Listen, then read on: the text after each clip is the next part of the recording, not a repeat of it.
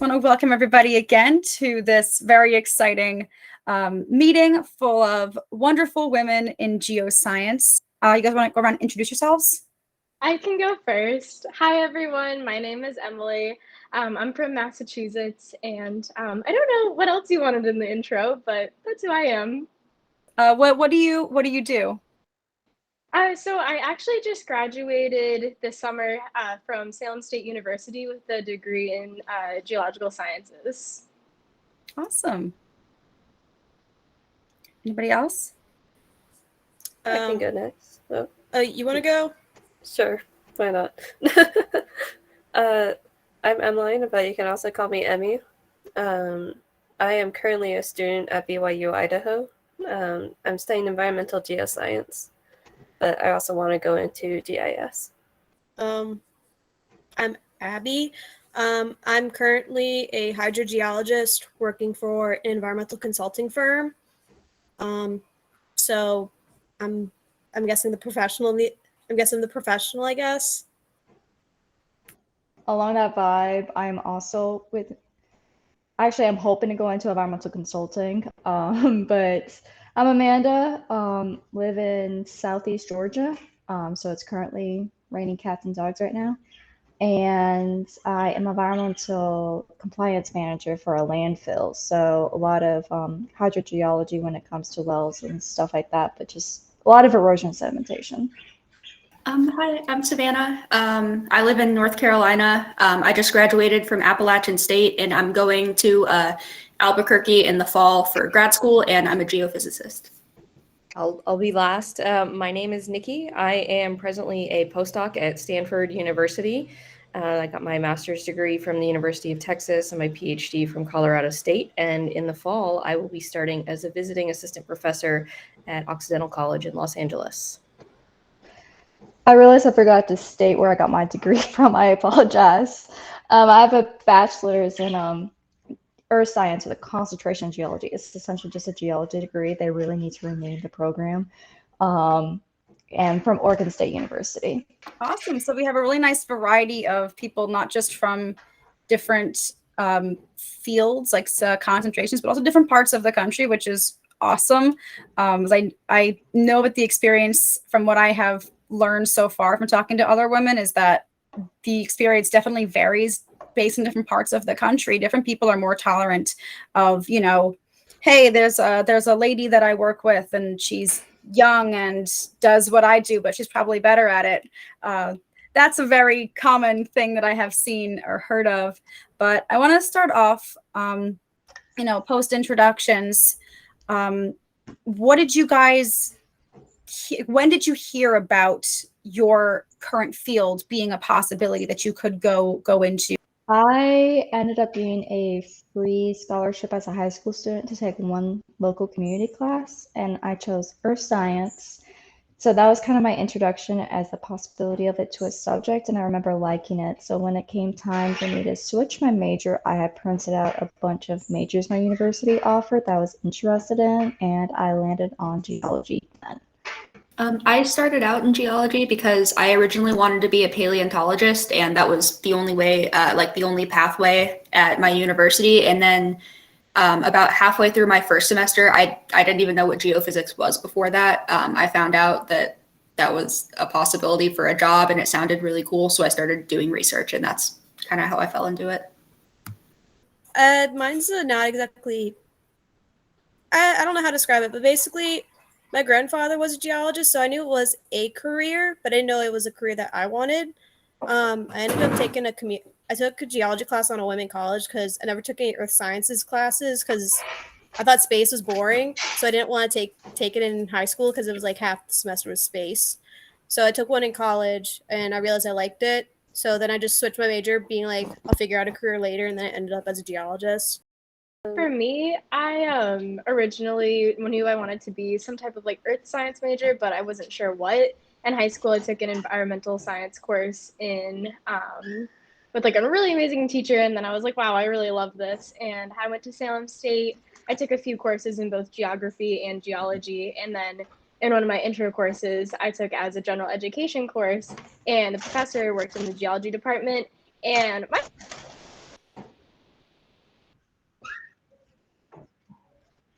major. Geology was cool, and rocks are really fun and interesting to learn about. And once you start, you just fall in love with them.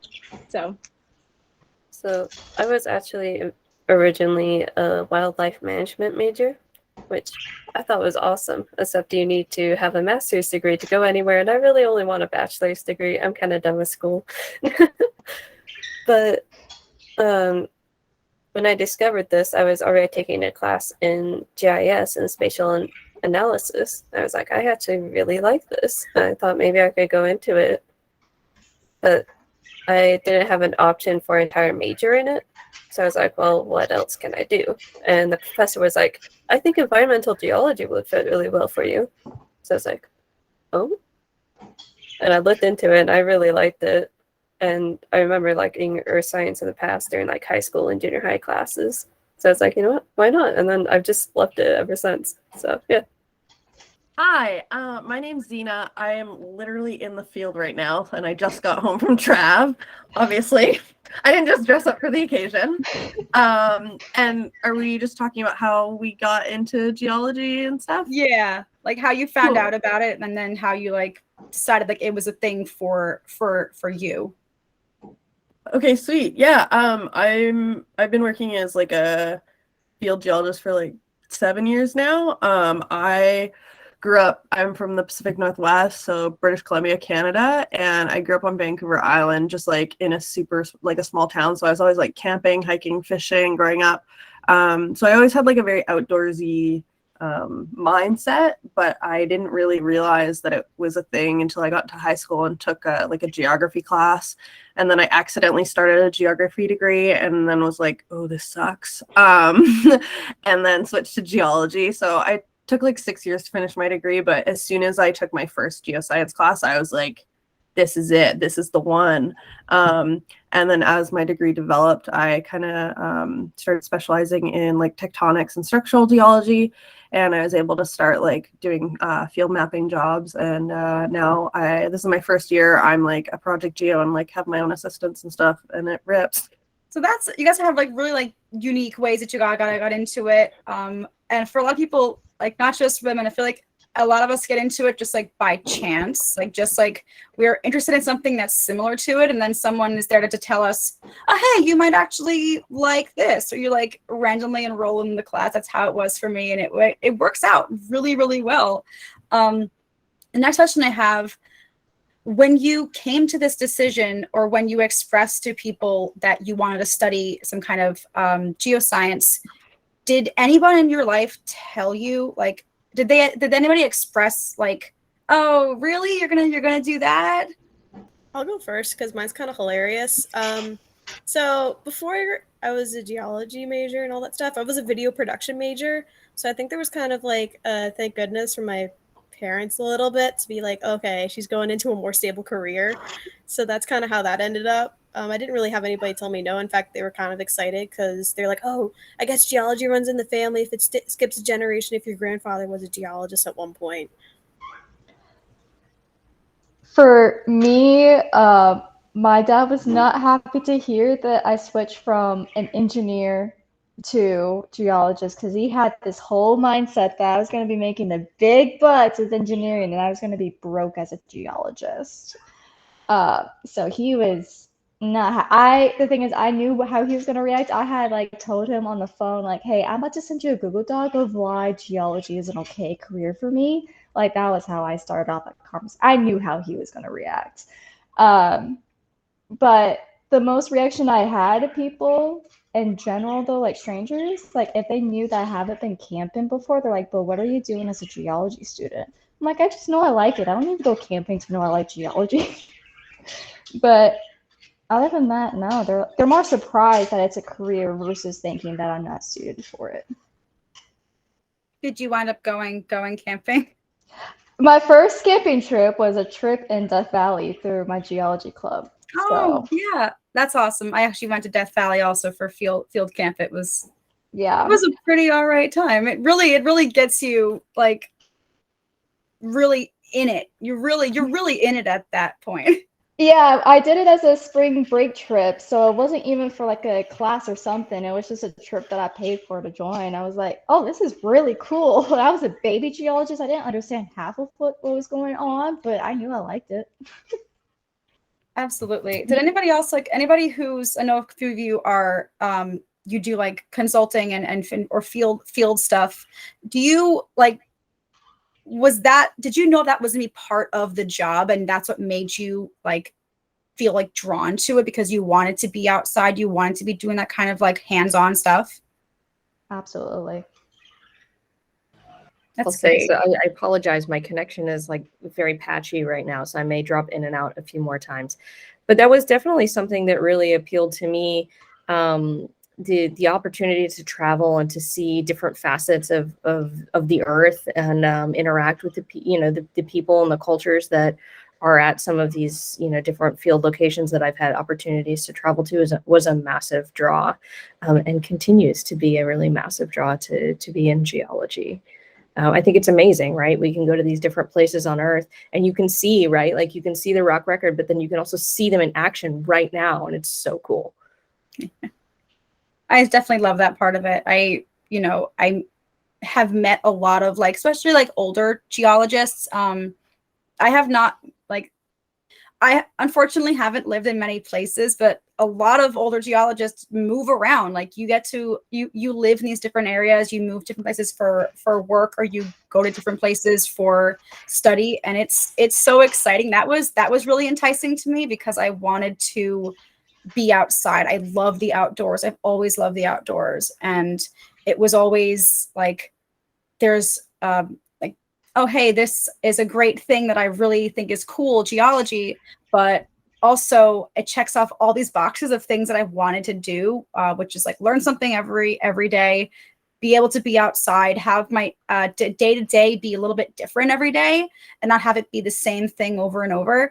But that was what really, drew me in. And I absolutely loved it. There was nobody in my life who told me like, oh, this would be not a great choice for you. They were always like, yeah, this checks out. Like you really fit this, and on my other like career ideas that I had, my parents were just like, this seems like a more practical thing. Good. You should go with it. Awesome. You seem to like this a lot. So I come from like a very like sort of hippie town, and so like everyone I've ever met that I'm like, I'm a geologist, people are like, whoa, that's so cool. And just to like go back to the question before, but I definitely meet people nowadays like in my social circles that because I do some work for mineral exploration, they will be like, oh, you work for mining companies. So I do get a little bit of judgment in that way. But I come from a very like environmentalist background. And what like the reason I am so stoked on geology, like I didn't get into it knowing what the jobs were. I got into it because I was fascinated with Earth systems, like just in love with it. Like there was no other, I was like, I don't even care if I don't make money. I'm doing this for the rest of my life. And then I found out you can make 6 figures.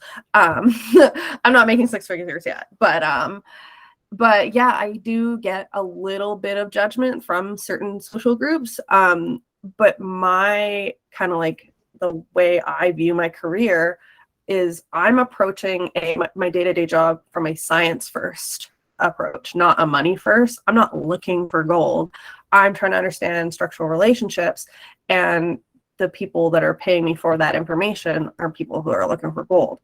I also think that there needs to be such a massive shift in the mineral exploration industry, and the more people that are like infiltrating the industry with a more environmental like mindset and with better understanding of like First Nations relations, I think will ultimately benefit the industry. Because realistically, like, yeah, I want everything to be solar panels, I want everything to be wind powered, but like cell phones and cars aren't going anywhere quite yet. So it's more of like a realistic like approach. I think this industry needs to do so much better, and how's it going to get better if we're not in there? Speaking as someone who works in the landfill industry, I relate to the raised eyebrow a lot, and I have a lot of the same feelings about there's a lot of changes that need to happen in the solid waste industry, and I can only do the best that my job provides to make sure that what happens at the landfill does not go to the homes that are literally right next to the landfill, which is scary. So yeah, I understand that a lot. That's so well said from both of you. That's like I know that these kinds of people exist in these fields. Like I know that there are people who work in oil and gas and other natural resources that do feel the same way that you do. And it's so nice to like hear like from people like face to face and like get that validation. Like, all right, nice. There is, you know, people on the ground level trying to, you know, make a difference in it and to make their voices known that, you know, we can be doing something else, but, you know, being like in there and showing that and like being able to say that, that's awesome. I really, you know, respect that. And as like a little success story, like it took me a while to obviously build my career up, and I wasn't as choosy about jobs, but this year, like I started working for a company that is like a small contractor that does grassroots stuff, and their whole thing is making a lighter impact. So instead of doing like helicopter and truck work, we're riding e-bikes and ATVs. And instead of running our camps of like 4 to 6 people, instead of doing generators, like we're using solar panels and we're doing environmental assessment reports. And like I'm surrounded by so many more like-minded people finally, because there's a lot of like really like oil and gas rednecky types in the mineral exploration industry. But like I found people who are finally like stoked to make a difference and like trying to be leaders out there. And also it ends up being cheaper. So we got all the contracts instead of everyone else. So it's happening. It's just like it's hard. Well, I think, you know, the minerals industry, so some of the research that I do is related to economic systems and development of you know, copper systems is what I've worked on recently. But the reality is, right, and perhaps you said this when I dropped out, but like, you know, you mentioned your phone, right? Like everybody's phone is using these critical minerals. As we move away from fossil fuels, as we move towards a more green, renewable energy solutions, we have to have minerals. There are certain things that are going to be absolutely necessary. So it's extremely exciting to me to hear you describing that you're working with this contractor that is putting this into place already, right? So like we know this is the direction that minerals have the capability to take us, and y'all are doing it on the ground right now. And you're sort of leading by example and demonstrating like, hey, this is how we can go forward. And also to then demonstrate for the people that maybe are like more traditionally minded, maybe did come up in a more petroleum focused way, that like, this is possible. Look at how we're doing this, and that we can move away from the you know, alternate forms of doing mineral exploration. There's also like the whole, you know, one of like the arguments that people shove back at you when you say like, oh, hey, maybe we should be moving away from oil and gas and these non-renewable resources, moving towards clean energy. Something that they always throw back is like batteries, everything that you need for this clean energy, it has to be mined also. Like it's also a non-renewable resource. Have you ever had that kind of like conversation with somebody, Zena? Absolutely. Absolutely. And it's true. And another, like, I'm like, we need to be focusing less on oil and gas and Minex and more on like recycling, because there's so much shit out there we could use. I see that shit get thrown away every single day and it's still usable. Yeah. Yeah. Like, I don't know how to solve that problem, but I do know how to make a difference in the world that I know, because I'm smart and I know structural geology. So you might as well put me in to a Minex camp where I'm at right now and have me doing it instead of someone else who's gonna like dick around and like not care about if the garbage gets dealt with or like all that stuff. And another argument I have a lot of the time is like, so I live in British Columbia, which is like beautiful forests, like Pacific Northwest, like, and Canada, so way less populated. I'm assuming you guys are all American. Yeah. But so people are like, oh, well, we don't want mining in BC. We don't want this like to ruin our forests and stuff. And I'm like, okay, I also don't want that, but it's way better that we're doing it here in Canada, where we have environmental regulations, they have consultation with First Nations groups, and they pay people well. Because if we don't do it here, that same company is for sure going to go to Bolivia or Peru and do it basically slave labor, dumping everything in the ocean and like super sketchy illegal stuff. Like, which is that better? Not really. That reminds me of with landfills, it's really hard to cite a landfill. And because of like that, the Northeast cannot cite another MSW household waste trash landfill is having really issues, and they're going to run out of space in like 10 years for all the MSW trash. They're going to have to ship it or basically put on a train or something to other parts of the country.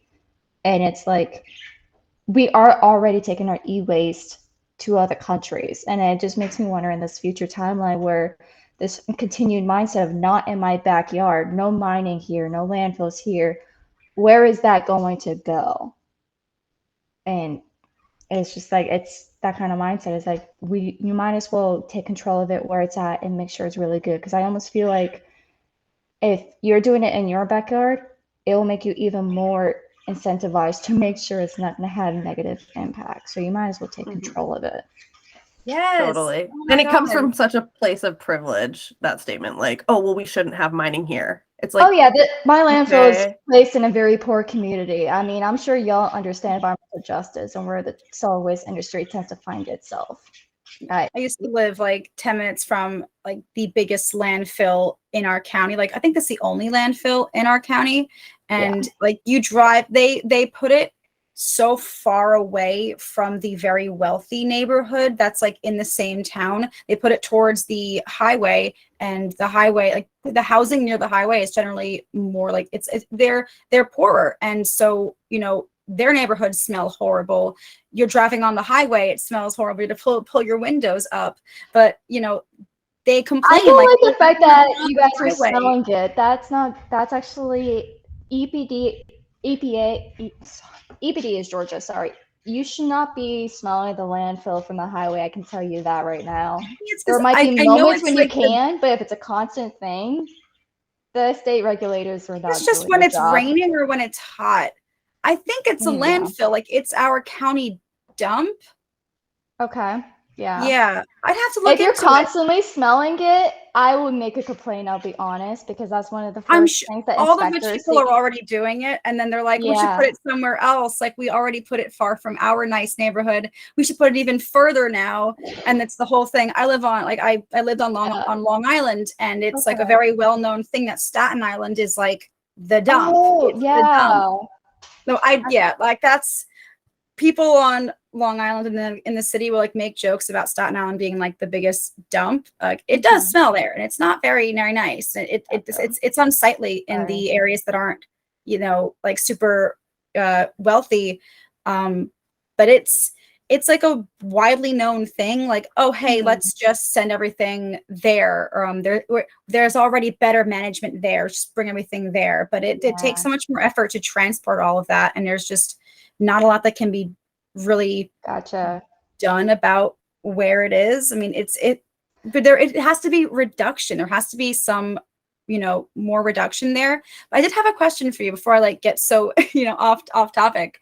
What do you feel about like mining our landfills for e-waste, you know, getting our resources that we need to use to make new electronics and stuff? Like that stuff exists like in our waste, right? I think you would have a better chance for quality of minerals before it enters, because what happens when the trash enters the landfill, the working phase where trash is being put, there's a compactor, this big old machine. You can Google it. They're massive. You don't ever want to be near one when it's running.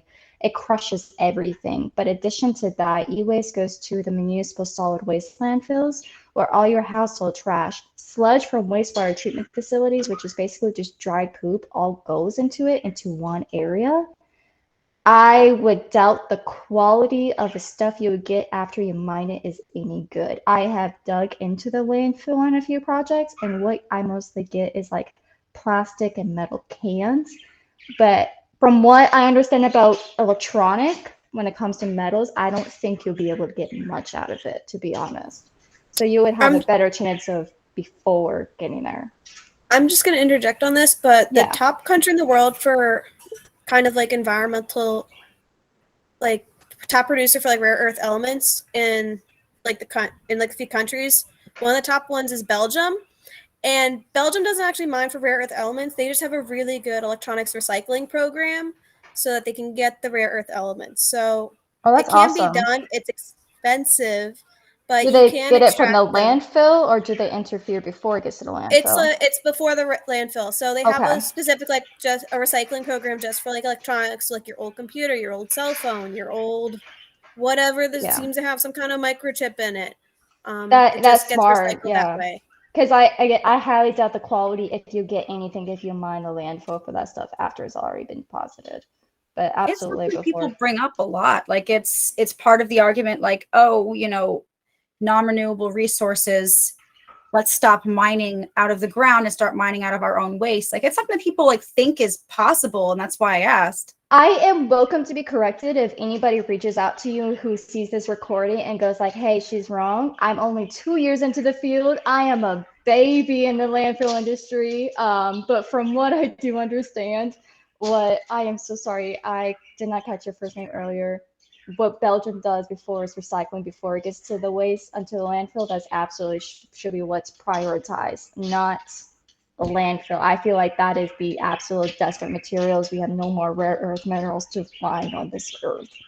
Yeah. I think we're going to run into a situation where, I mean, if we think about ore deposits, right? Like we were talking about, I mean, parts per million of these elements that we're really interested in distributed through massive volumes of rock. I mean, when we mine, we move huge volumes of overburden before we ever get to ore, and ore is still just like very, very small concentrations.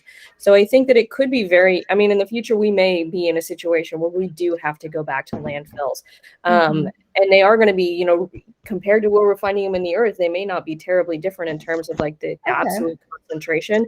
But I think what you're bringing up is that there's going to be an additional level of, we already have so many fights about where are we going to site these landfills to begin with, right? There are a lot of environmental concerns and things that have to be dealt with in order to permit these things. So now if you get into a situation where we're like, okay, economically, the most feasible thing to do is to go back to our waste sites.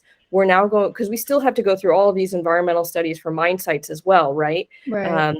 Brought up that we're conscious of what we're doing to the forest and things of this. So it's going to be everything we have to do to permit a mine and everything we have to do to permit a waste site. And I think that's going to be probably a major, double hurdle that's going to have to be cleared. But I think in terms of like the absolute concentrations of some of these things, the actual concentration of the rare earths in landfills is probably not terribly different from what we're, looking for out there. That's interesting. I'll be honest, I know next to nothing about mining. My friend works as a mining geologist, and that is the extent of what I know about it, because Oregon State did not have any knowledge about mining. They taught us nothing. So that's really interesting to learn and changes my view on it quite a bit. Thank you. Something that they're trying to do out where I technically live in Maryland, but out like in the Appalachian Mountains, what they're starting to do is start going to look at where old coal-fired power plants used to be, because they're planning on mining coal ash because it has a lot of rare earth elements in it. Okay. So I kind of am excited at that idea because, one, you're getting rid of coal ash that's already on the ground, and then it's getting used for something else. So hopefully whatever's left of the coal ash is like the worst of the worst in a sense. I will so be it's like slightly less pollution. I will be interested where they put the waste products, because we don't like receiving coal ash at a landfill. That causes a lot of environmental concerns. Yeah. So I'm interested in what they'll put where they put the waste products, if they have considered that, what landfill might accept that. Yeah, I'm not quite sure where it's gonna go, but they know that there's lots of rare earth elements in coal ash. Oh, yeah. So they're trying to figure out ways to extract it to make it profitable. Heck, if they get enough money out of it, it'll pay for the landfill fees, because I can tell you landfill will charge pretty money to get rid of that. I have a question for the students and recent grads. Are you guys like looking for jobs? Are you looking to Like, do you have like a plan of what you're going to go into now? Like anything that you're interested in like directly applying to soon? Or I guess that's the question what I'm leading to is like the interview process. Has anybody like interviewed for anything yet? And also for people who are already in their career, they already have a job. I just want to know, like, what was the interview process like for you? If you felt like nervous about it, if the interviewer was a man or a woman. I'm loving the conversation about everything though. This is wonderful, getting like really good conversation about environmental and mining issues. This is wonderful. This is going way beyond what I was expecting for this. But so I had like a couple of questions just as far as like, you know, like a women experience goes, if that's okay with you guys. I've had to interview for, so I'm going into grad school before I like get a job, but I have had to interview for a few things because of that, whether it's like grad school specifically or like different fellowships and stuff like that. And I feel like interviewing wise, it's helped doing a lot of like internships and stuff like that. So that has been super helpful. And as far as like being like a woman in geology specifically, having spoken to like other women just like from my school and stuff like that, it definitely seems like being able to practice like giving presentations and stuff like that, which isn't an opportunity that everyone has, is something that's super helpful when it comes to preparing for stuff like that. My problem. Oh, you want to go? Sure. A lot of my problems is that right now I'm still currently going to school. And so when I'm trying to get an internship, they're like, we want people to stay full time, like all year round. And it's like, I can't do that because I can't do school and work at the same time. I just can't. And so I'm trying to find these jobs that are only open for like 3 months or so during the summer. And I'm like, what do I do now? Because I'm looking, I'm trying to find it, and I can't really find anything. And then when I do, they're asking for like 5 years of experience. It's like, I have 2 months. Or, you know, how many it is since I was looking, yeah. And it's like, how am I going to find a job almost? Emmeline, could you remind me what your what your focus is? So my major is environmental geoscience, but I have a cluster going on for GIS, but I'm just barely getting into that, so I don't have very much experience in it. Like, I am literally finishing up the class like this next week. But That's awesome. Yeah, I'll let anyone else who's a student talk first, but I have some ideas for you. Same here. Sweet. Okay. Because it's just like, I can't find things that are entry level, or when they are entry level, or they say entry level, but they're really like 10 years of experience. I'm like, that's not entry level. I feel like I'm kind of in the same boat right now, where I did just finish my field camp, which was a lot of fun. We went to Montana and it was beautiful, but when I got back, I had a part-time job that ended up turning into a full-time job, but it's not in the geosciences. So currently I'm trying to save a little bit money and like hopefully try to find a full-time job doing what I want to do. But what I found too is like every single place that I've seen that is like entry level, it's been either not specifically what I'm interested in, like I want to work in environmental consulting or like hydrogeology, somewhere in that field, or it's like I do have a car, but driving an hour and a half every day to work does not seem ideal. I have a 7-minute walk to work every day now, and I love that. I love like not having to take my car out or take public transit. So it's just been kind of like a challenge to find something that I have experience for and also is like feasible to get to. Okay. I can tell you all that are looking for jobs right now, it gets better because I got my hydrogeologist job about 6 months ago. I graduated in December. Got my job about 2 weeks out of college because I applied for jobs like nobody's business. I think I did like 10 to 15 job applications a day.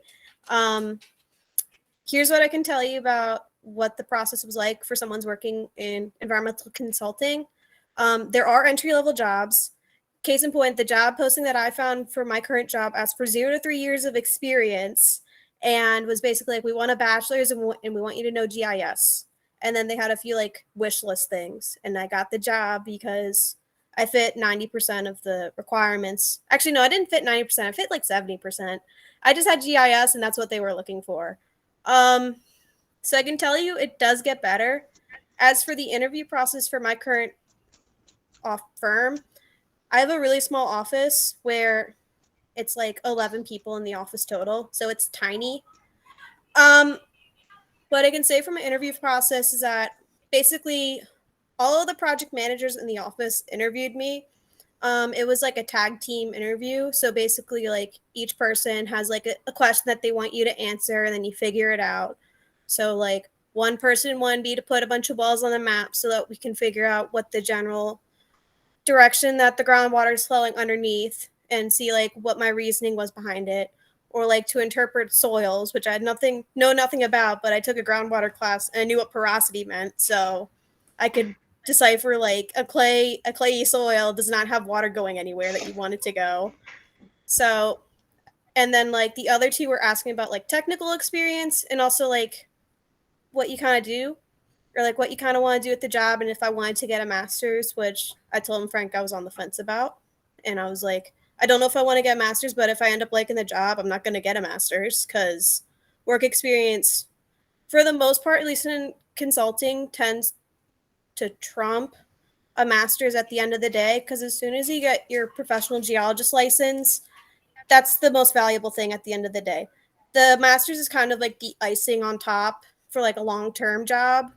Like if you wanted to become project manager, someone with a PG and a master's would likely be a project manager over someone with just a PG.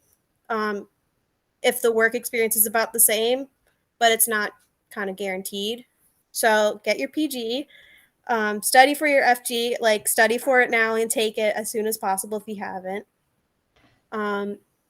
For job aspects, it's good, but it does get better after college. There are entry-level jobs, typically small.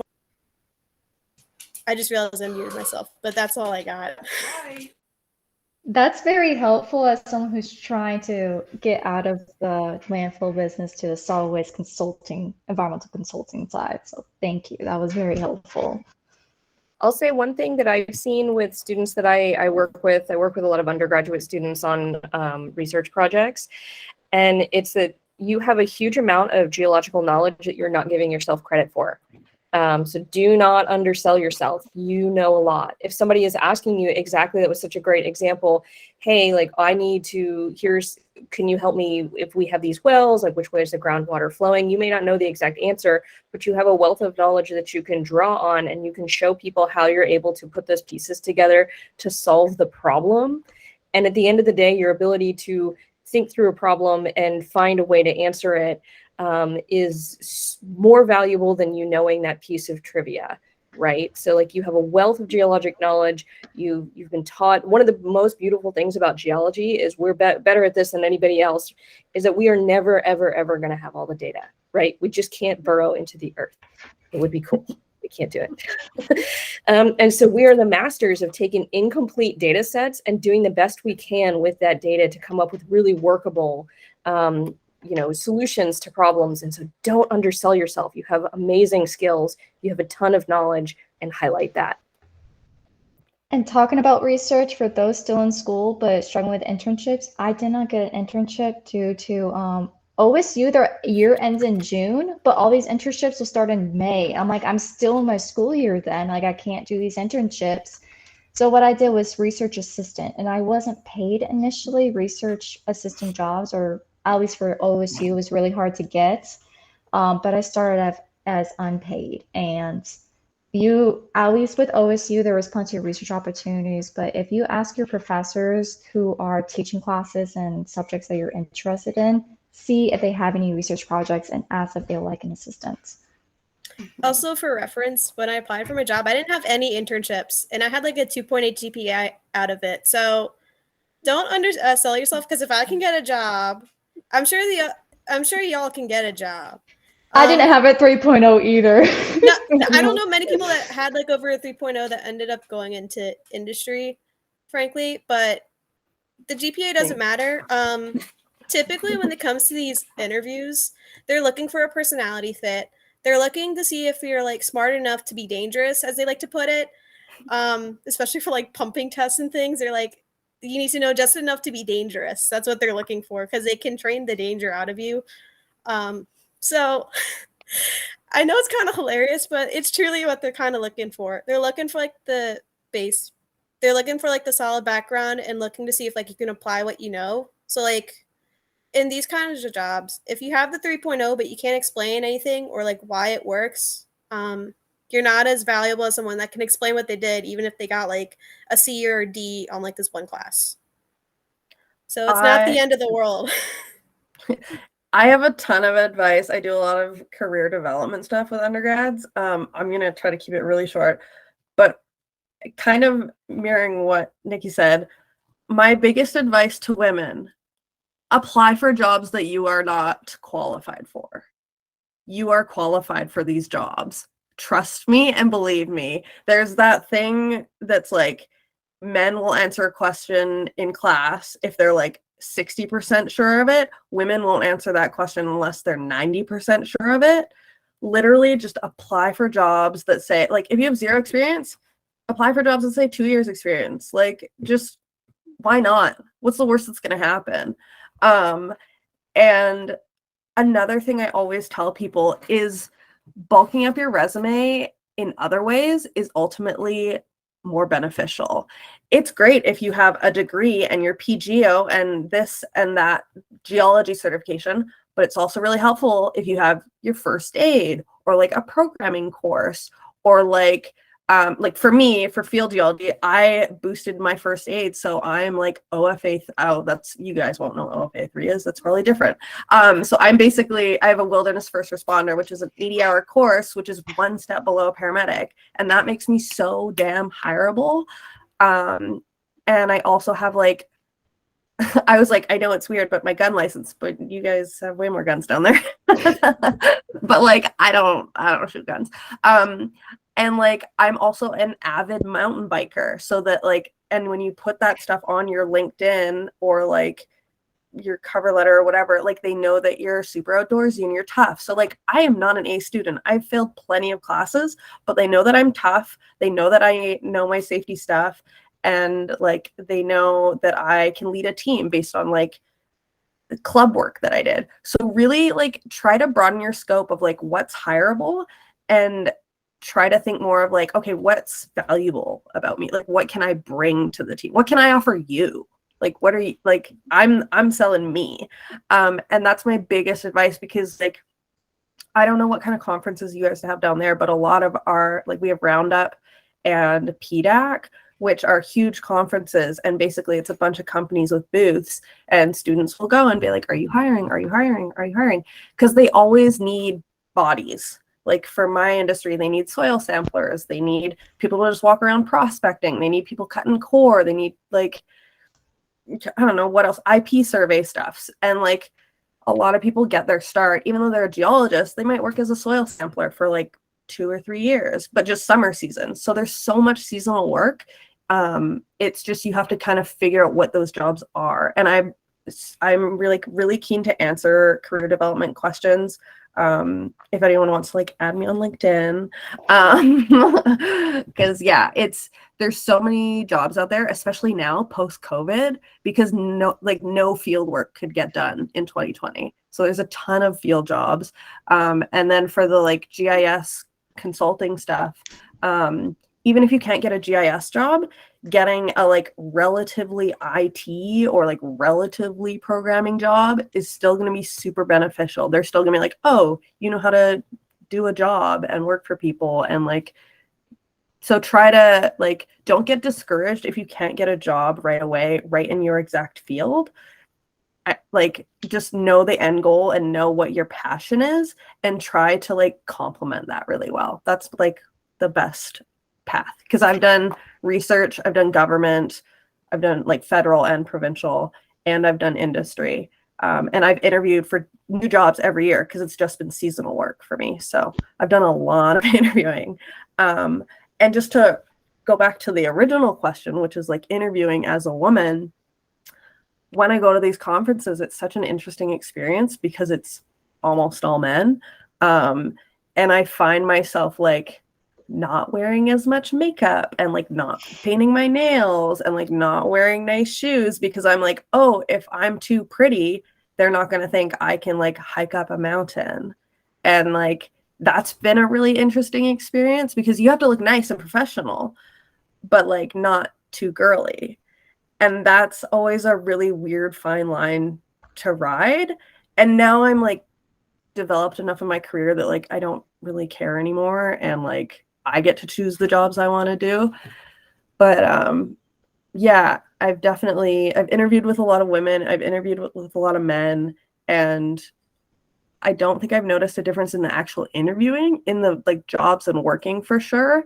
But for interviewing, again, they're not looking for you to have the right answer. They're more interested in you saying, I don't know, but this is how I would figure it out.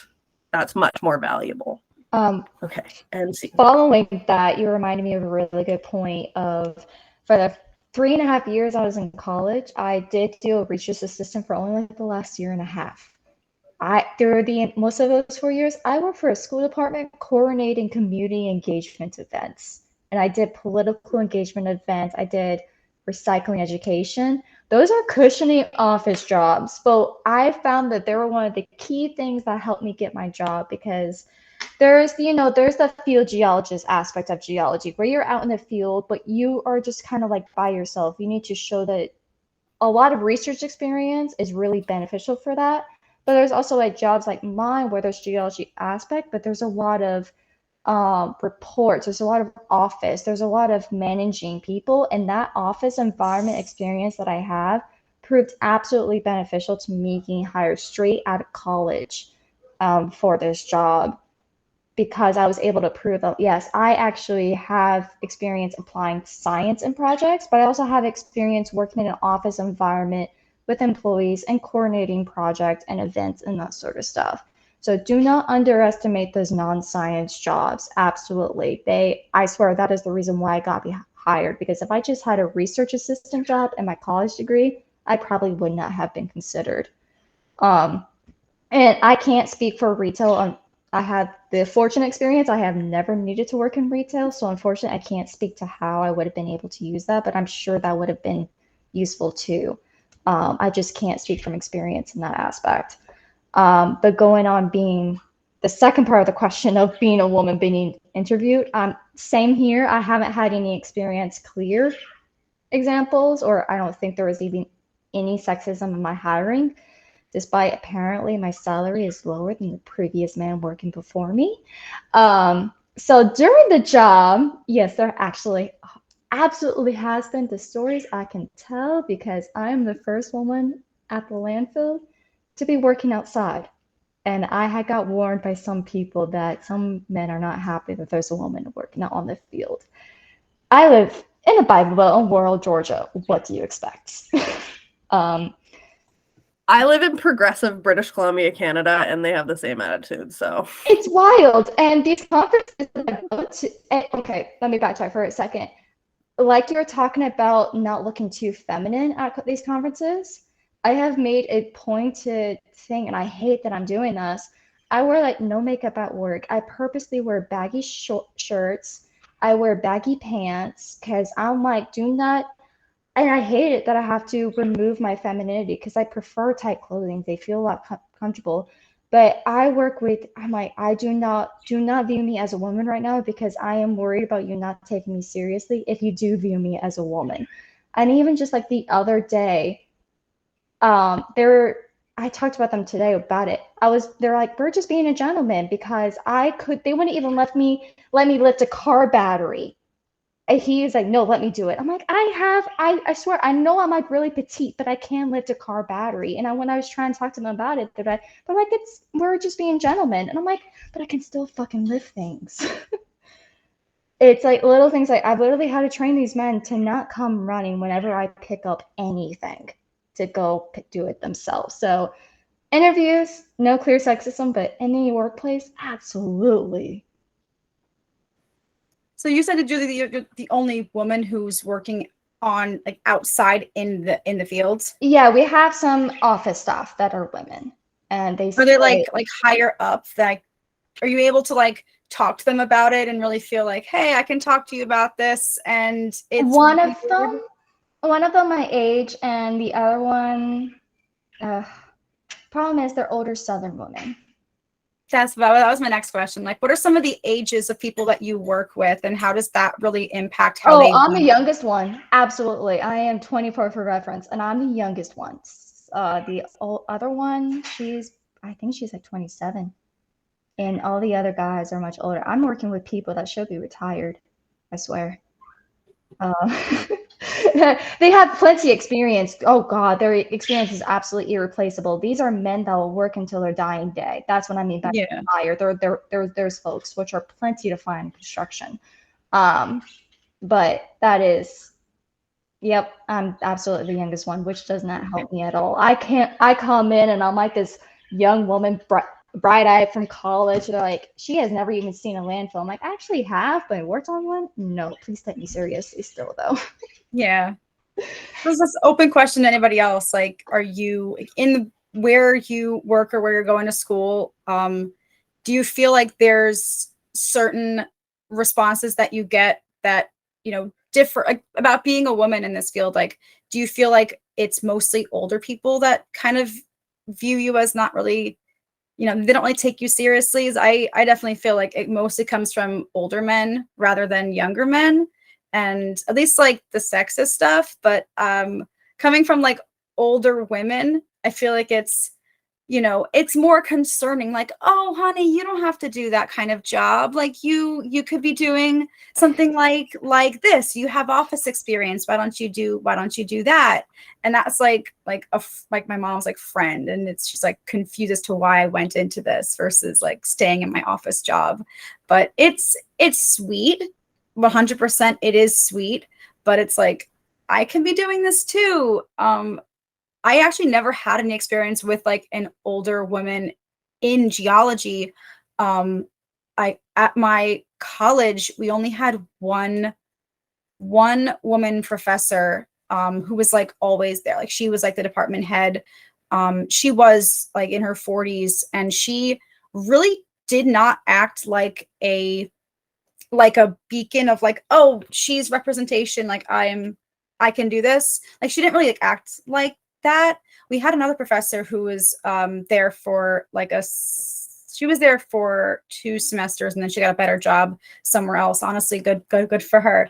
But I remember people not taking her seriously, not just like, I don't think it came from the other professors. It came from the students. And this is like, I definitely wanted to ask Nikki a question because I know that you've taught classes. Do you ever feel like your students, like younger guys? Because I know that a lot of judgment comes from older men in this field.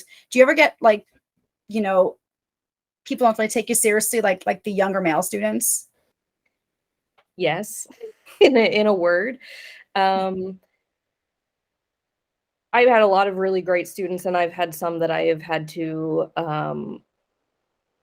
So there's a quote by, I think it's Steve Martin, who says, "Be so good they can't ignore you." There's definitely been some students that I've had where I've had to basically throw down some geology chops for them to be like, "Oh, okay." And I just taught this so I taught I've taught field camp for 6 years at various institutions. For several of those years, I was the only staff member that was there the whole time. So I was head TA for 3 years, and half of that time I was the only woman. And this last year, I was the first woman that Colorado State has had in a lead instructor role since the 1990s. And so it's still out there, right? And I mean, I've had students that just were totally on board from day one, and some that still like very much had to be convinced. But I will say that the ones once I convinced them, they were some of my biggest advocates. So I think that, there's sometimes you have to hit a threshold, which is frustrating to have to do. But then once that point is kind of like that check mark is made, then it's just like, oh, wow, like, okay, yeah, let's do stuff, like let's do some geology out here. So So it's all ages, right? And it's across all gamuts. So one thing that I'm really excited about as a young academic is that so my field is structure and tectonics with sprinklings of many other things as they relate to structure and tectonics. I see you, Zena. So the field coming up right now is dominantly female, and it's amazing. It's so cool. And I'm really, really excited to see where this goes and to see how it influences the conversations that we have at conferences and the direction that we're able to take science going forward, because it's something that I have not been around yet. I've done a lot of field seasons where I was the only woman. And so I'm really, really excited about what's coming down the pipe. So to add on to this, because I'm not in academia, but a recent statistic came out from American Geosciences Institute for last year that apparently 60% of all the undergraduate and master graduates recently, or 60% of them, are women. So it's changing fast. However, for academia, they've noted that still only I think like 8% of all women are in academic things. So I think they were connotating to a bit of like a boys' club in academia, where like I guess a woman can't do science as well as a man, which is kind of bullshit. Especially It's true. I'm too busy thinking about my clothes. Yeah, obviously. Who needs to publish a paper anyways? But the thing is that it's changing fast, but especially when it comes to like the academics, it's not changing as fast as environmental consulting. Like case in point, in my office, almost all the geologists in our office are women, except for like 2 guys, and one's a project manager, so he doesn't even really touch geology on the regular. So like we have like I think it's like 5 or 6 geologists in the office. Most of them are almost all of them, but one are women. So it's changing pretty quickly. Like in my office, we don't have sexual harassment or like any of those issues. Like I didn't even have those issues in my job interview. And frankly, like one of the guys that was interviewing me was like, yeah, we just wanted you to be able to dress up in the interview to make sure that you can dress up well for clients so that you can like look respectable. And by respectable for like most of the clients, since they're like field meetings out at like the job site, they're looking for someone who can wear khakis and a polo shirt with like safety boots on. So like it's kind of like the same dress code across the board for the men and the women in a sense.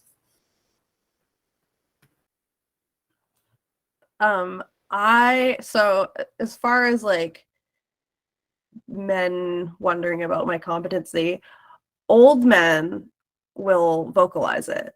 Young men are smart enough not to vocalize it, but they still think it. I have been, the only woman in camp so many times. And it's always kind of interesting because I'm like pretty tough. And I'll just start talking about like my mountain biking and stuff and be like, oh yeah, I broke my collarbone last year because I was like sending it off a jump, and they'll be like, oh, what trail are you on? I was like, Boogie Nights. And it's like this double black on the North Shore, and they're like, oh, okay. And like, so it's like I kind of try to like slip these in, like, yeah, I'm super tough. But something I found really interesting is my interactions with older female geologists, because like you say, they're not like, I'm sure they're excited about the insurgence of women in geosciences, but they had to fight so fucking hard to get to where they are that they're fucking tired. They're like, you know what? I had a really shit time. I had a really hard time. And they are so tired, they don't want to like continue to pave the way or like help lift other people up, because they were literally like hanging on for dear life. And so like whenever I meet another female geologist, I'm always like so appreciative, and like I honor them so much, because I'm like, I literally could not be doing what I'm doing without you. Like, so I think that's really important to acknowledge and not ask too much of them anymore. I'm involved with Women Geoscientists Canada, and there's a lot of meetings where like it's very, very different demographics. I'm 29, and I was a student when I became involved with them, and there was a lot of like, 40, 50-year-old women. being like, oh, these are the things we need to do to stop this and da da da da da.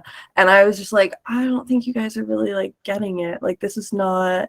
It was very like, I don't want to say like they weren't like turfy or anything, but like it was along the same vein where like they were trying, but they weren't really getting it. Like, I'm like, these are not the issues that still exist. Or like I would say like, oh, this is like a couple things that are hard about being women in geoscience. And they're like, yeah, well, you have it a lot better than I did. And I'm like, yeah, I do.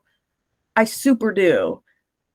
But it's still not good. Like, we still got a lot of work to do. So I actually have found myself like just not expecting a lot from older female geoscientists. Like, they've kind of like served their time. And like, it's really about getting, actually, I think what it really is about getting the young guys, because like I'm millennial, but I find like Gen Z guys, like they're like, oh yeah, sexism isn't cool anymore. And I'm like, my dude, nice. This is how refreshing. Because yeah, there's like tons of guys my age that still like give me shit, or like they'll grab something for me, but once they worked with me for a while, they realize like, oh, like she's totally competent. And like I'm finding a lot more employers, male employers, are actually like saying stuff like, yeah, we hire girls because they're smarter. Like, and also a way less of a safety risk. My friend is like an alpine skier or something, and she's like, yeah, I took an avalanche course, and apparently the best way to decrease your odds of like an avalanche accident is by having at least one woman skiing with you. Oh, because God. we make better decisions. Like, so yeah, it's definitely changing. Just to go back to that metric of like 60% women in undergrads and stuff, there is still a retainment problem. So there are still like 50-50 for graduating with geoscience degrees, but women are only staying in industry for like an average of 3 or 4 years, because it's just like every summer I'm like, oh, I'm fucking sick of this. Like, I'm gonna leave. Like, I can't do this anymore.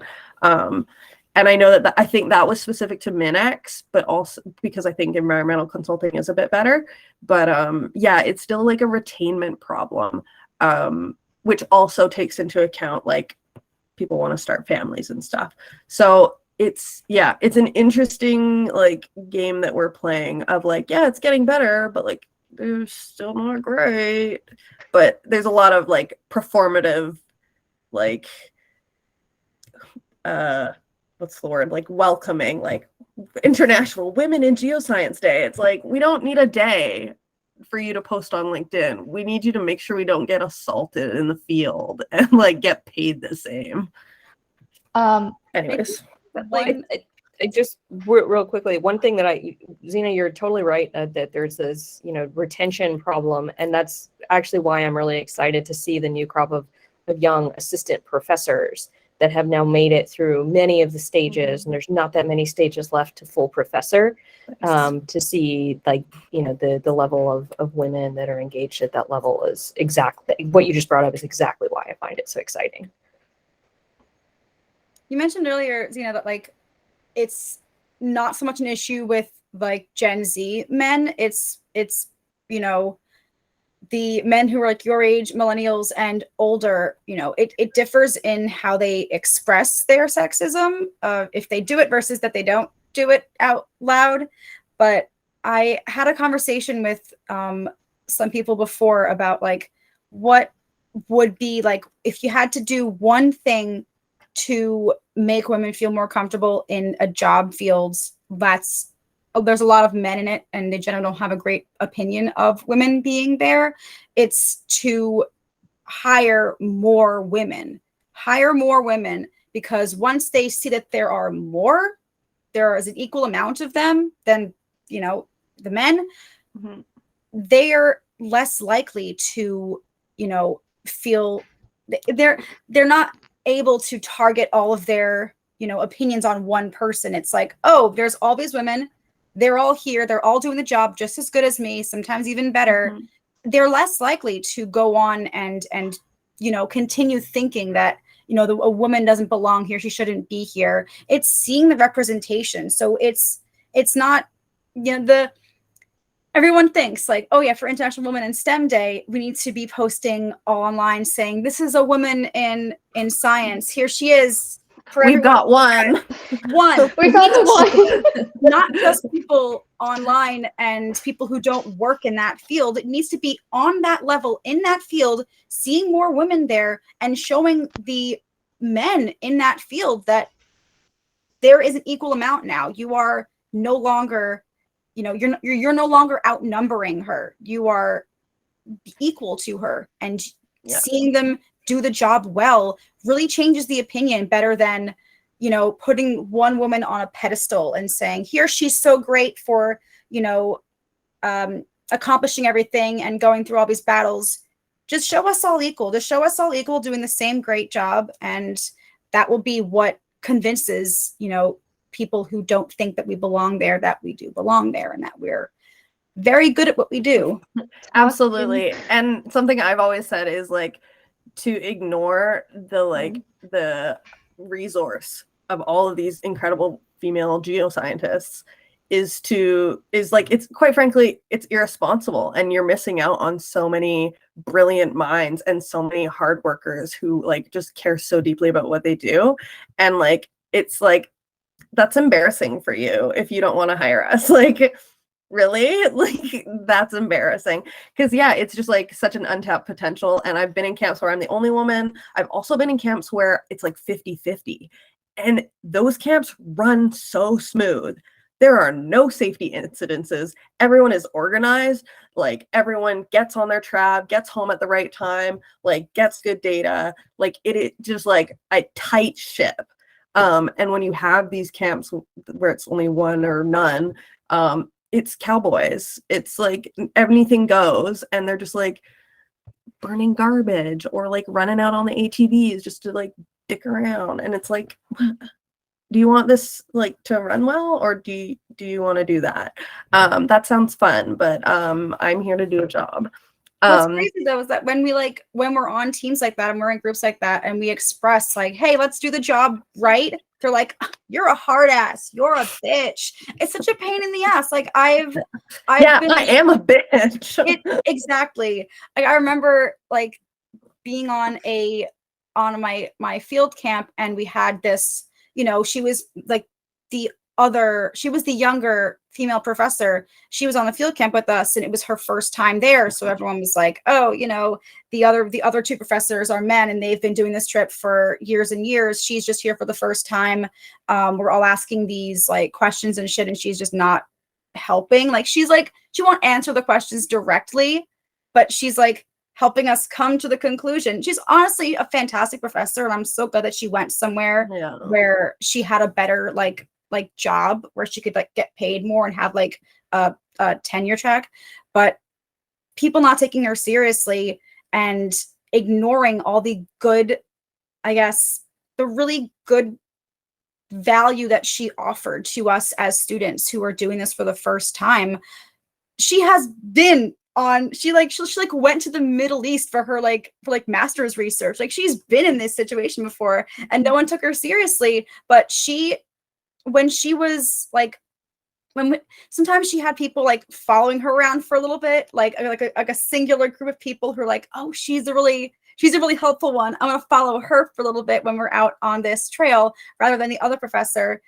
And more people were like joining that little circle and being like, oh, she has valuable things to say, she's organizing better. But there were still people like on the other side of the canyon, and they're like, oh yeah, I can't walk with her, she's a bitch, she's bossy, she's telling us where to go find these exposures, meanwhile I can find it myself. It was just really shitty to see that. But having people realize, like, after a little while, like Nikki said, having people come to learn that you are very competent, you are a fantastic professor, and you do have valuable things to say and to, I guess, provide them with as far as knowledge goes. And also, like, this is a woman who can do the job just like the other professors can.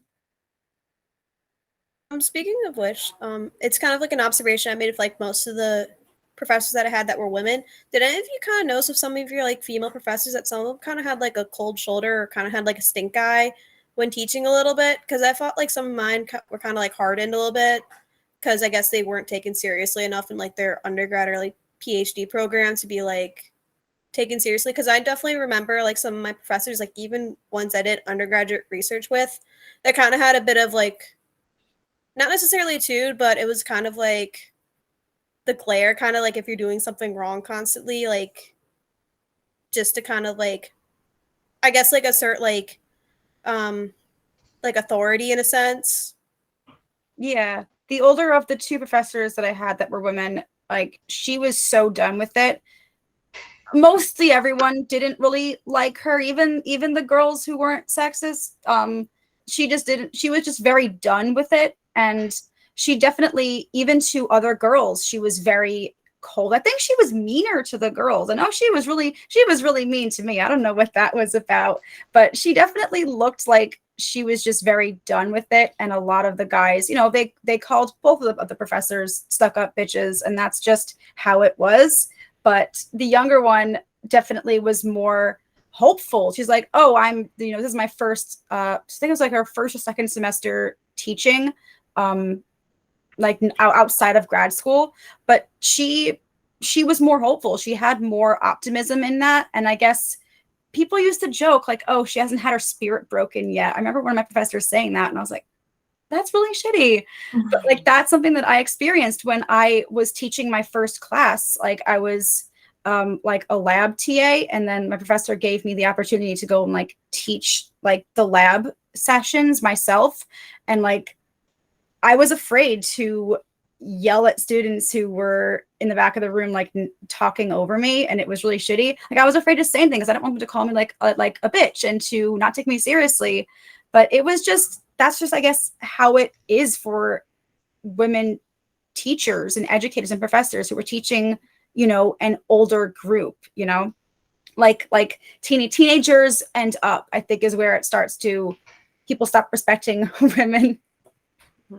And I think that we're afforded a lot less grace in just our existence. Like you can't really be more than one thing if you want to be taken seriously. Like the teachers that I had that were women definitely had to be like a lot more hard and fast on their teaching styles. And I think it's for that reason, because if they have any slip up, then people will discredit them. And like Nikki was kind of talking about this, like having to like kind of like get them in line and be like, no, listen, like I know my shit, like, because we're just held at such a different high standard than a lot of the male profs and bosses and geologists and teachers and everything. I had a bit of an opposite experience when it came to women professors. But I say professors generously because my last semester, before it went pandemic online, I only had one woman professor. There was only one in the department, and everybody loved her. I mean, we will straight up tell other professors to their face, "You're not my favorite professor. She is." Like, that's how well known she was for just being such a great professor. She knew her stuff. She was amazing. And the one that came in, we didn't like her, but she wasn't, at least from what my circle of geology was, she wasn't on because of, I didn't hear any sexist comments or words like bitch or other sexist insults. It was more so of like, we all understood that she had a heart in teaching. She really did want to teach us. We'll be like, this is her first time teaching, and she definitely needs to work on her teaching a little bit and her grading, because she was harsh. It was one of those things that I can tell you're trying and you really want us to learn, but you're not fully there yet. And that's why we don't like you right now, because we thought this was going to be easy class, and this is no longer easy. Because the last professor, everybody was saying, oh, it's an easy A class. And all of a sudden, all of us were struggling to get a C in the class. So we didn't like her because of that, I'll be honest. Like I said, but even then, like, everybody understood. It was not a critique to her personality. It was a critique to her teaching ability. So I was very fortunate in that sense of not so much a sexist environment, because also the favorite TAs tend to be women or women presenting, because we had some non-binary folks, which is awesome. I can go on. There's a joke that if you're a woman in OSU geology, you're probably queer. it was like it was such a career positive friendly environment too. Entirely. Yes. There were so many queer people in my department. It was like most of the women were queer, and then there was 2 non-binary people who had the same name, which was fun. But it's like it's a whole I remember I actually I organized one of these kinds of events that was like a queer like geoscience meetup, and a lot of people had really positive experiences, you know, in their departments and in their jobs. Like a lot of them were women, and I find that it's strange. And I was talking to somebody about this. There's not a lot of gay men in geoscience, but there's a lot of gay women. Which we had a bi man. There's not a lot I was of the only out gay men. That's what I was going to say. Be very careful saying that, because that doesn't make it true. Yeah. Right. I don't think that geology is a particularly safe industry for gay men. In many facets. Like, I mean, I'm also queer. And I don't particularly share that with like the environment that I'm in. I was okay sharing that in academia, because you're in a city and you're around lots of young people, but like I don't want to give people more of a reason to like sexualize me. I'm absolutely back in the closet myself. I'm like, nope, you're not knowing I'm queer. Absolutely not. Yeah. And I've only known one out gay geologist man, and that was just during undergrad, and even like halfway through the undergrad I had no idea, and then I found out later on, and I was just like, oh yeah, I get why you didn't tell people, because it's a very bro-y industry, especially where we are, like with all the focus on min-ex. So yeah, I think it's probably not a safe place for gay men. I have a question, and if y'all are comfortable talking about the topic of periods, and I was going to ask something about that too. I didn't know if it was like appropriate to bring up, but I absolutely want to talk about that also. It's been interesting because this is different, I think, in field, because when I was out in field, I think it was like easier to navigate at least for me, having a period, because it's almost easier to hide almost. Then again, I mostly camped with women too, so I wasn't too concerned about it. But at least where I am, I'm the only one who's of the age, if they're a woman, to have a period. And a lot of the things is I can tell these guys are used to just being out and not having to consider that. I mean, and also the women that I work with, like I remember the trash can going missing from the toilet one day. I asked the scale clerk, who's also doubles as a janitor, I'm like, hey, where the trash can goes? And she's like, oh, because that is never used. So I got tired of picking it up every time I wanted to mop, so I got rid of it. And I'm like, I don't know how to tell you that you know damn well I have a period, because you also came to me once with telling me I need to do better hiding my period product, because no man out here needs to know that I'm on my period. Make the men uncomfortable. Screw that. It's a landfill. That's where they go. Okay, also the amount of tampons I have seen on the landfill, I swear that's the most common thing I see is a tampon applicator, which is one of my biggest motivation to try a menstrual cup, I'll be honest. That shit really does not go away. That's a slide time. Okay, but I've noticed that, like, I'll be out in the field and these guys can be out for hours and I'm on my period and I'm like, yeah, I gotta go to it was even more difficult because for a while I didn't have my own truck, so I was relying on the other employees to drive me, and I was so concerned. And I never had blood through my pants so many times out in the field now, because I'll be outside and I couldn't get back to the bathroom to change my tampon or something. I bet I started to have a tampon and a pad, which I haven't done since I was in high school with these 90-minute classes. So I was wondering if other people have had a tougher time navigating the field environment. I know mine's a bit unique with the office and field, but just trying to be on their period. And I apologize if you can hear my birds right now. They started talking for some reason. So I can't relate to this because I am in the environmental realm, which I think you might appreciate since you're trying to get into it. I can attest to you. Most of the job sites that I'm at are not exactly hazardous waste. A lot of the times they're like empty fields that people want to develop into like a giant neighborhood, which is a different kind of like issue because like water resources and land management is like its whole other issue. But typically on these job sites, they will pay for a porta potty to be on the job site. It could just be my firm that wants to do it, but they will pay for a porta potty if there's not like a gas station close by.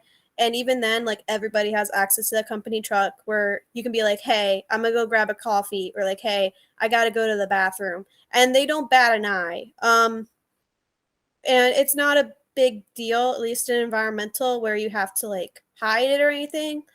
And also it's the fact that at least in my office, since most of the women are geologists, like they get it and they don't really care. They're like, oh, okay, have fun. Or, oh, go get me a coffee or breakfast sandwich too, because you're out there all day, or sometimes multiple days on end. And it's just how it is.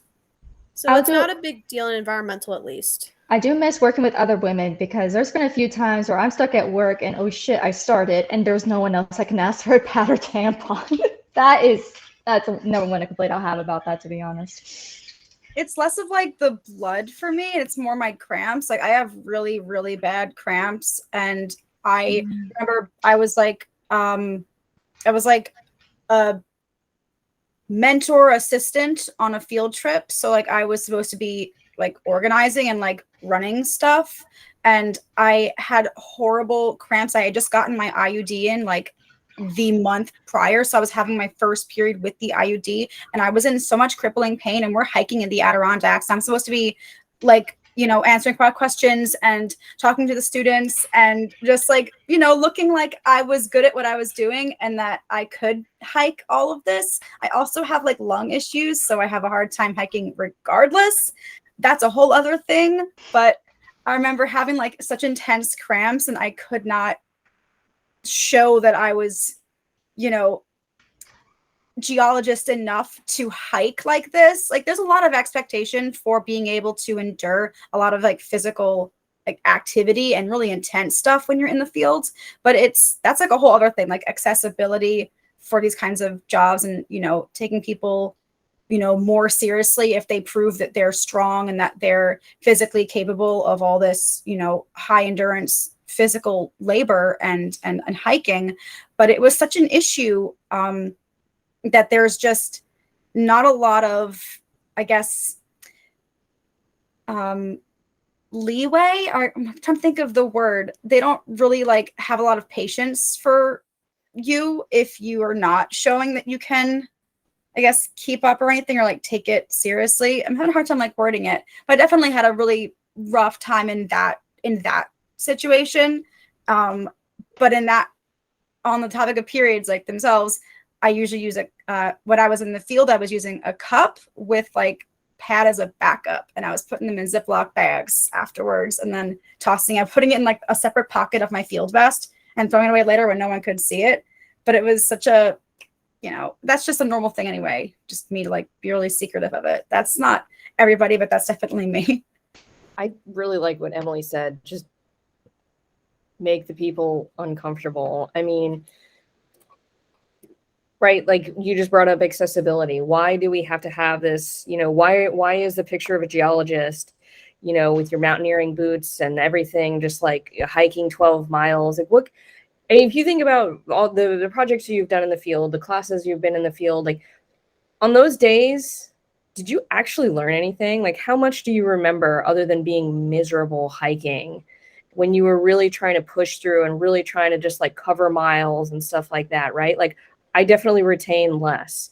And so why is this the threshold? Why is this what we're trying to do? There's no reason we need to do that. If somebody is feeling poorly for whatever reason, like there's ways in which we can do geology that don't demand us to be like in physical discomfort and like trying to hide the fact that we're really, you know, like we're ignoring part of this human experience that we're having because like we're not supposed to tell them. Like they're not supposed to know.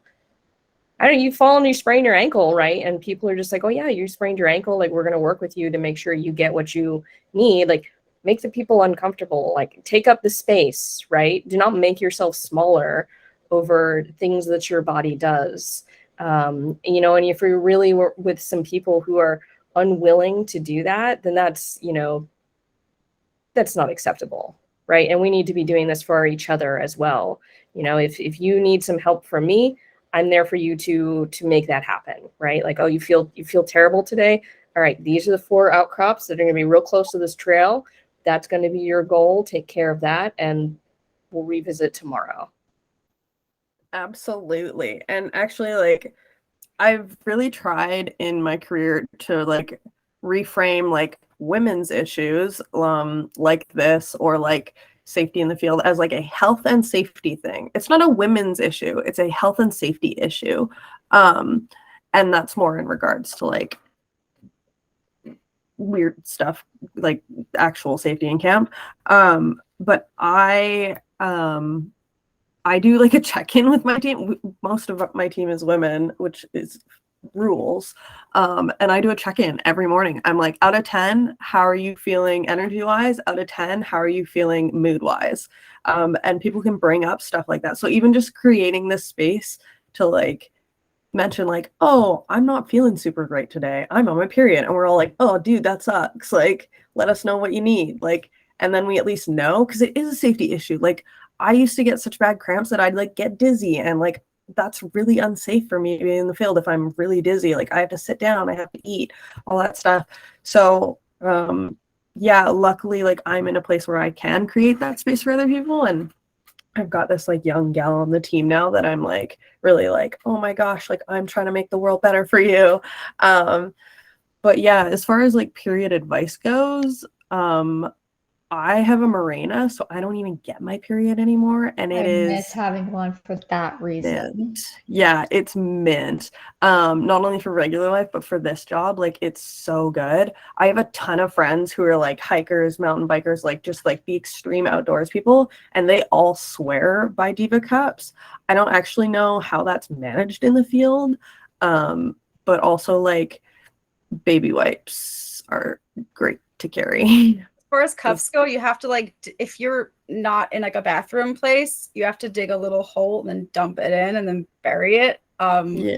Because the blood is a lot like more of an issue than just like pee wherever you can, I guess. You have to like bury it, because if someone like steps in it, they're like, oh my God, what is this? Some like animal is dead here, or like it can attract other animals, like actual animals. It's weird. And that's like pretty much, I mean, it works great. I only use it in the field. I don't like it in general, but it's a good like fail safe. Like I don't have to worry about waste when I'm doing that, like when I'm out in the field.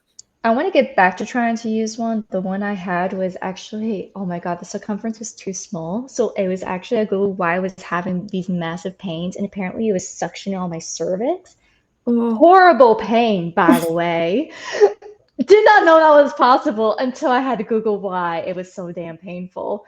But if anyone who listens to whatever, I'll give yourself like 2 periods before you use it in the field, because removing and inserting it's an adventure, to say the least.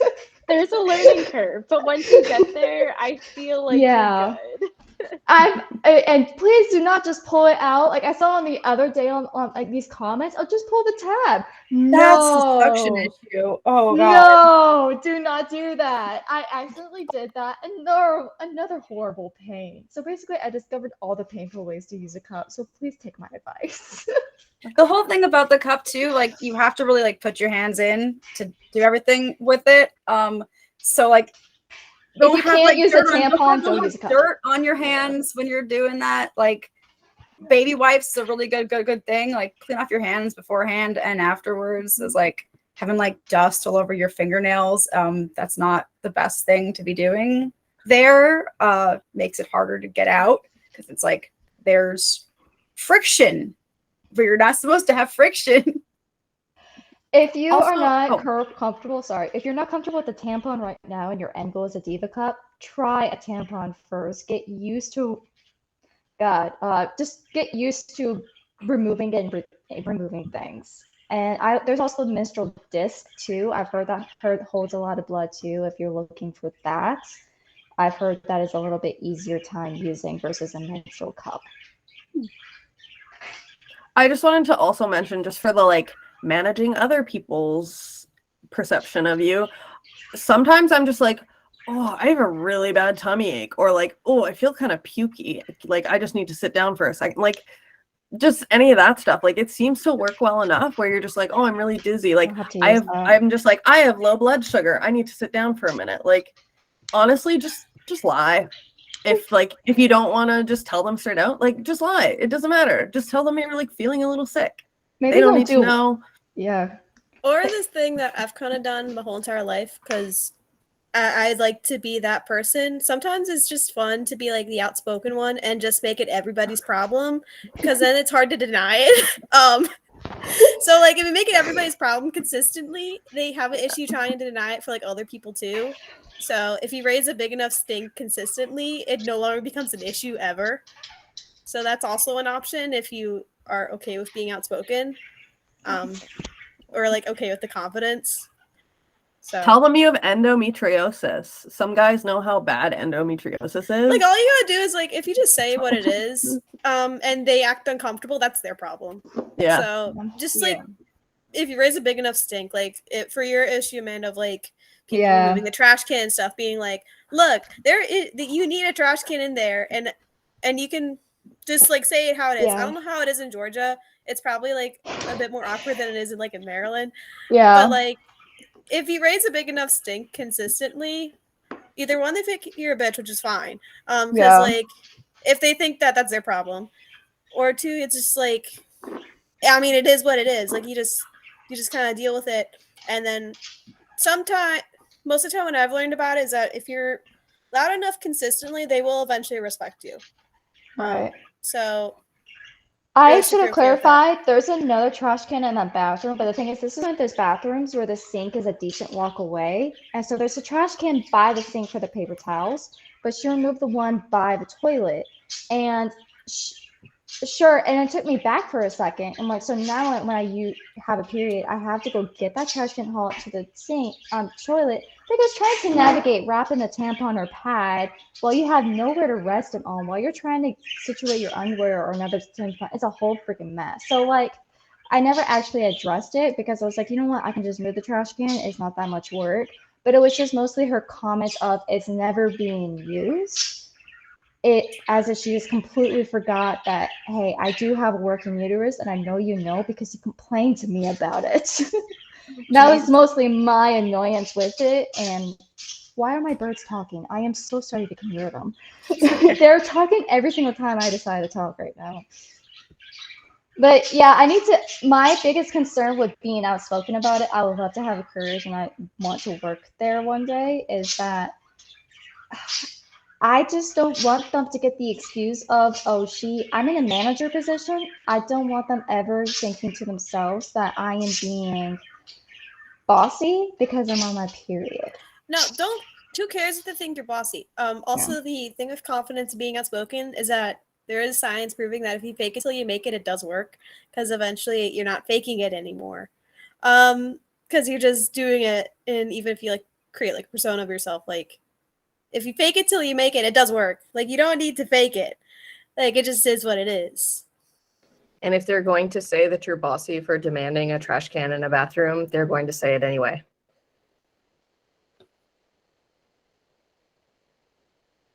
Also, for any men who are giving you crap about having your period in general, are they really men of science if they can't understand the fact that you have a uterus?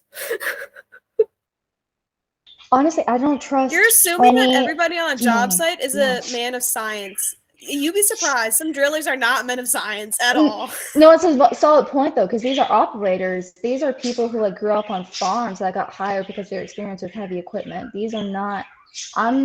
Me and the director are the only people with science degrees. All the other people, pretty much, except for one, she has a business degree. Yeah, like these are drilling. Like I've worked with drillers several times for some of our projects. Drillers graduate with a high school degree and then they go get a job as a driller because it's a very manual labor job. And it's just like, oh, I just got to go drill X amount of feet and do what the geologist says if they're a good driller. So they're not men of science. In fact, that a lot of the times what ends up happening is that they end up asking us at the job, being like, "Hey, what are y'all doing out here? Like, what's with these holes in the ground?" And then you'd be like, "Oh, we're making a monitoring well. Oh, we're looking at the soil logs. Oh, we're doing this. We're looking at the cores to see like where the water table is." And it's be kind of fair, like that. To be fair, I don't know how to drill those holes, so we definitely need their expertise. It's very different skill sets. Yes. I feel And like that comes- anyone with a high school degree should at least know that a woman has a uterus, and sometimes it That hurts. one should be common knowledge, right? Like I don't know how to drill a hole, but I work with people who had a Georgia sex education. That's what I'm I saying, had the like, honors it of a depends Georgia on sex where you education. are. The boys and girls were separate for my sex education. Yeah. And have y'all ever seen that John Oliver skit on sex education? Okay, there's a whole video that he shows as a joke about these two people getting married, okay? And I promise this is relevant to sex education. And the symbolism for their virginity is a pair of shoes they give each other on their wedding night. Now, the man gives her his shoes, and they're brand new, and she comments on it. She gives him his shoes, and she starts off with, "Remember, I love you," and everything. And his first comment is, "They're so worn. Did you let the entire football team use them?" That video that John Oliver showed, I was showed when I was 12. That was shown in my sex education class. So I have no faith in these men or what they actually do know about periods, even if they are married or have daughters, because I know what quality of education they probably got. And that comes back to like, it depends on where you are and where the people that you work with grew up and like what their values are. Like, there are going to be people in certain places of the country, certain places of the world that are more tolerant of, women having periods and more tolerant of working with women in general. But like, I'm trying to like piece together, like, we can kind of tell where the not so progressive places are. But I know a couple of you guys are in the Northeast. I am as well. Like, do you find that it's, a little bit easier in the Northeast, where people are generally a bit more progressive? I mean, most of them are still, like, if you're on like a job site and there are people who, are just coming out with like a high school degree, those men tend not to be wonderfully progressive in my experience.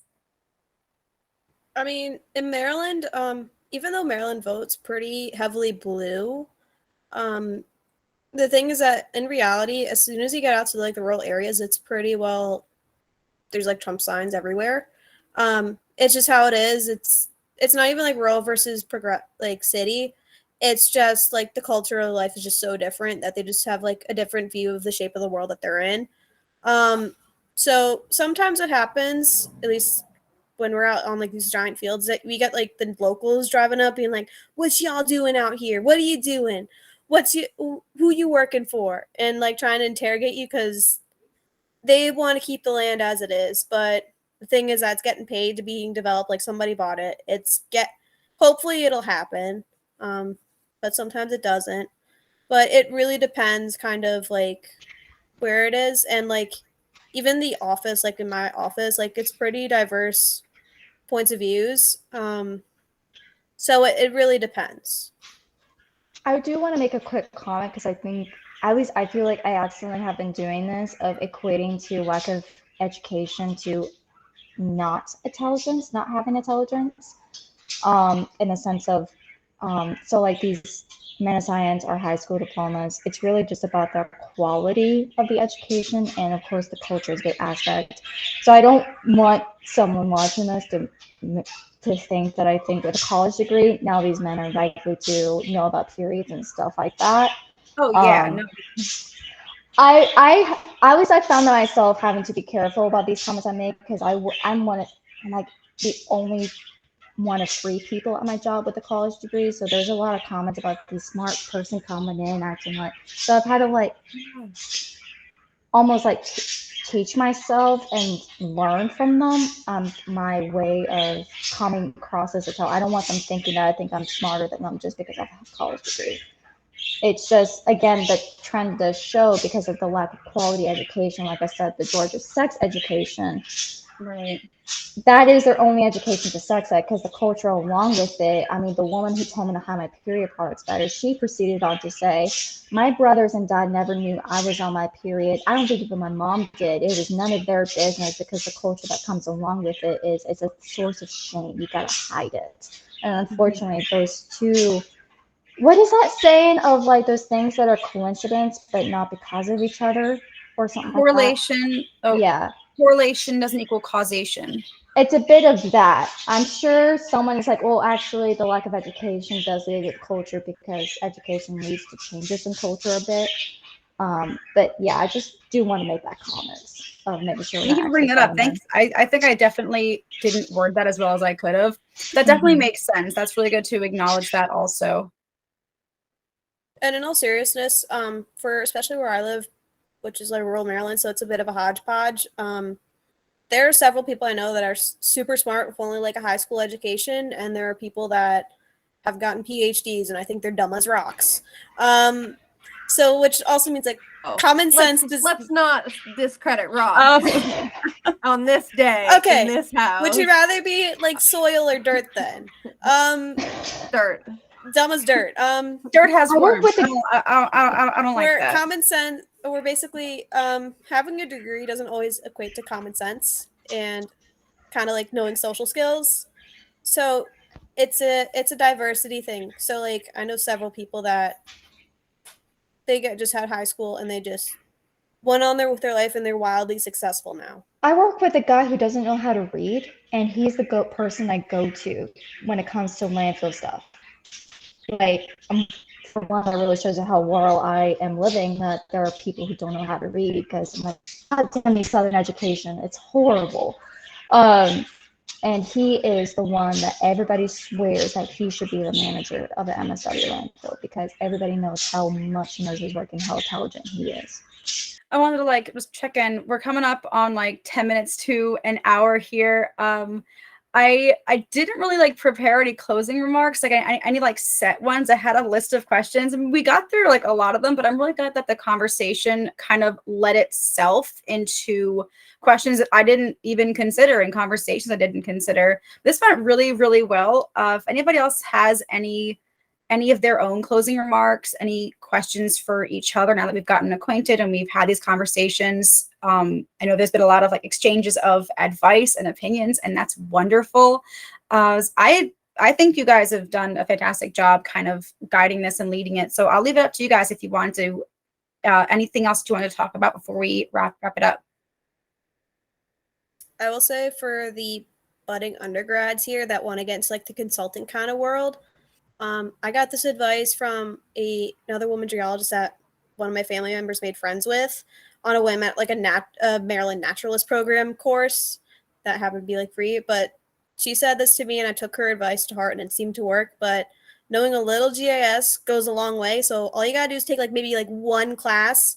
And if you can just prove that you're like competent in the program during like an interview, you're likely I'm not gonna say you're gonna get hired, but it makes you like so much more marketable if you just know like even like the tiniest bit. Like if you just know how to add like a shapefile and run an SQL query, like that's like 90% of what you do for GIS for this job anyways. What programs do you recommend? So if these people are like graduating, you're done with college, you often like lose institution access to be able to get programs like ARC. You know, ARC is it's what I used in college. It's not what I learned on. I used on like, I think I learned on QGIS or GRASS. That's what I wound up working with because they're free and you can use them. Which one do you work with? So for my job, we right now use ArcMap, which is ancient. But we're slowly switching to Arc Pro. But just knowing like if you just know like some GIS, like you could know QGIS, if you know QGIS, you can switch over to like ArcMap and Arc Pro, no problem. So if you just know one of the programs, like it's basically just a rehash that just looks like slightly different with like the symbology layer, the symbology change, like just some other spot. It's not like that big of a change. ARC is great. Q is king. There's a massive shift in the industry to use Q because it's open source, it's free, and they have a way better field, Q field. So Arc doesn't actually have like a field user interface. I don't know computers. I just know rocks. You can't use Arc in field. Q field is what I've been using for I learned on Arc as well, and I prefer Arc when I'm like at home on the desktop. But if you can use Arc, you can use Q. If you can use Q, you can use Arc. Yeah, it's just like A. Brodsky said. Yeah, it's like Abby, they're the don't same worry. programs. Abby, thank you. They're the same program, they just kind of function differently. But QField is open source. You have access to so many resources with Q. There's a really, really good team, like just support resources of QField. Like there's like forums and everything. Like any problem you encounter on Q, someone has answered it on the internet. So like that is one of my biggest advice. If you're willing to go and like learn a program by yourself, Q is so useful. It's so applicable. And it's what the industry in my world, at least, is using far more dominantly than Arc. Bless you all for that, because I'm desperate trying to get some like rehash my GIS experience, like knowledge, because I know that's important and I don't use it at all for my job, and it's been like 3 years. Also, Yeah, get your and FG. governments will always have. Oh, I was gonna say governments always have like all the geologic maps like available as like shapefiles and stuff like that. So that's all totally something you can play with. And get your FG. Get your FG. Get your plan to get your PG. I'm gonna try it in October. I am trying to. Yeah. Sign up for it now, even if you're like undergrad. Just at least try for it, and if you fail, it's no big deal, because a lot of times, especially for like at least in consulting, I don't know if it's the same in like mining or like oil and gas or anything, but my company has like a policy strictly in their handbook being like, we will pay for your exam fee and like the day of travel, and they are like your day you have to take the exam and whatever mileage it takes you to get there. Like they will pay for you to take that exam because they like having certifications, because it means that they can bill you more. So get the certifications, get just aim for it. It's expensive now, but it makes you very valuable later down the road. How expensive is it? Because it's likely I'm gonna have to pay for it out of pocket. It depends on state per state. Okay. I know for the state that I'll be taking it in, because Maryland doesn't have a PG license. I'll be taking it in Virginia. It's gonna be about $240. Okay. So it's I'll not just see chump how much change. Georgia is. All right. Thank you. It's not chump change. And I'll just say, Can like, I ask what they are? Sorry. I just never heard about these till just now. So I have no idea what they even are. So the PG is a professional geologist certification, and it comes in there's a couple of pieces to it. So you have to get an FT, which is FG is a field or geologist in training, is sometimes what it's called. I think different places maybe call it something different, but you take an exam, and it's a subject matter exam. And that's why it's nice to take it as close as you can to graduating, because all that information is still fresh. And then you have X number of years of experience. I think graduate school can substitute for some of the years in some states, but every state has a little bit different. And then there's this list of some experience plus minus graduate school, the FG, and then at the end you take the certification exam, and then you're a professional geologist. I have a question about the PG. I have no desire to retire in the state of Georgia, so I'm hoping to get my PG in this state and move back to Oregon or another state. How transferable is the PG to other states? It depends on the state. Some transfer really easily. Like that's why I'm going for Virginia, because Virginia has reciprocity over like a ton of states, because arguably they have some of the strictest like laws in the area for the requirements they have to get your like FG and your PG. So like for Virginia, they require 7 years of professional experience, which I don't know of many other states that require that aside from Maine. Yeah, And Georgia's only also they 5. don't take like exceptions for anything like postgraduate degrees, or they don't take many exceptions, at least in my case, which is why I go for it. Because then once I get my PG, I will have reciprocity in a lot of areas if I decide to move. So if I look at Oregon's requirements and compare them to Georgia, I can kind of judge how transferable my skills should be? Yeah. Okay. But be careful with that, because if you actually go for it, you have to take it in that state. So, like for me, I have to go drive down to Virginia to go take this exam. So if you decide you want to go for the Oregon one, you have to go fly to Oregon from Georgia. Well, no, I was hoping to get it in if it's Yeah. transferable. I'm hoping to get it in Georgia because I might have a chance at a consulting job in Atlanta region. So I was hoping, and it's a really good company, so I'm hoping to like use them as a way to do it and then go to Oregon after 6 or so years. So I was hoping that transferably, but if it's not transferable, I might as well make my way to Oregon now, try to get a consulting job there and get my PG there then. If that makes sense. Mm-hmm. Okay. All right, cool. I just need to have someone ask those questions because I'm like, I don't know who I can ask these, and the internet isn't helping me. Well, and on that note, Amanda, the last thing that I'll just say is that the best thing that you can do, in my experience, is to just meet as many people as you can. You can find me on LinkedIn. I'm fine with that. I'm in academia, so I cannot help you with consulting jobs, but I'm happy to answer questions. And I know that my students that I've had on field camp, a couple of years, they created basically a group. It's on Instagram. They have like a group thread of their field camp, and they're really good about if their company is hiring, they'll post it and let everybody they went to field camp with know. And they've created their own network to get each other jobs. And sometimes when it's really hard to find jobs, in the beginning, you just need a couple people to figure out how it works to pass those opportunities along. So if you can create that with your friends or create it with a wider community, that's really good to do. Amanda, on that note, I'm also on LinkedIn because in consulting, if you're not on LinkedIn, there's a lot of job postings on LinkedIn.